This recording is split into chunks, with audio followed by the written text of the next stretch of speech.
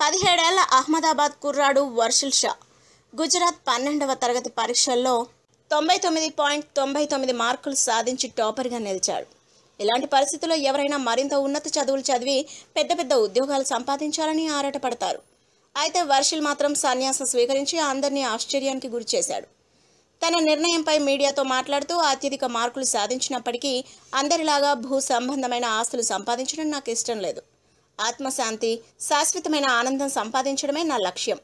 నా వెనుక ఉన్న వాటన్నింటినీ వదిలేసి జైన సన్యాసిగా మారినప్పుడే అది సాధ్యం అని వర్షిల్ పేర్కొన్నాడు. కాగా అతడి నిర్ణయానికి కుటుంబం సైతం సంపూర్ణ అంగీకారం తెలిపింది. శుక్రవారం సూరత్లో జరిగే ఓ వేడుకలో వర్షిల్ దీక్ష స్వీకరించనున్నాడు.